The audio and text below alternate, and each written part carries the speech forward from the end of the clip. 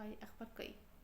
واحدة بتقول ان ابني عنده 28 سنة، اتجوز واحدة عندها 36 سنة، وعندها بنت من سن اخته عندها 17 سنة، وعايش معاهم في بيت واحد، وهو اللي بيدفع الايجار وبيصرف على البيت، وعلى طول مشاكل مع اخته مراته. هي عندها 25 سنة وعايشة معاهم في نفس البيت، ولو حصل مشكلة بسيطة بينه وبين مراته، اختها وبنتها بيتدخلوا على طول وبيقفوا، وممكن المشكلة مع مراته تتحل، وبتبقى المشكلة معاهم هما، يعني بتبقى اكتر المشاكل بتبقى معاهم هما مش مع مراته. انا ولا بابا كنا راضيين على الجوازة دي، بس لقيته ممكن يمشي في سكة غلط. يعني هو حضرتك في سكة غلط ايه؟ يعني ما هو اتعرف على واحدة اكبر منه ب10 سنين، هيمشي ايه تاني في الغلط؟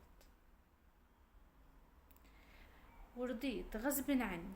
اكتر حاجة مستغرباها ان مش ده طبع ابني، ان هو ما بيغيرش على مراته اصلا، وكأنه وتصرفاته غريبة.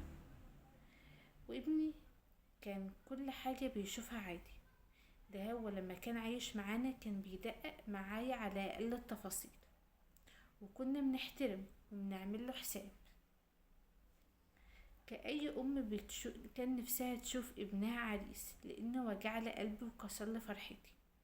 هو ظروفه وحشة، من يوم ما اتجوز على طول بساعده، بس بلاقي نفسي بصرف على بيت تاني. اعتقد انت اللي غلطان، وعلى طول شايل الهم، وانا زعلان وبحس ان احنا مقصرين في حقه.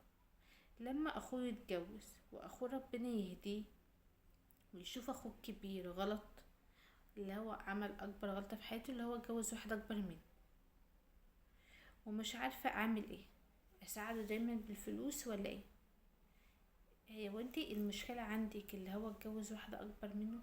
انتوا معلمتوش ابنكم اصلا يشيل مسؤولية، هو الغلط منك انت اساسا. انت معلمتوش يبقى راجل، ولا يشيل مسؤولية ولا اي حاجة. انت واحدة بتصرفي عليه وانت اللي بتديله كل حاجة، ولا بيشتغل ولا اي حاجة.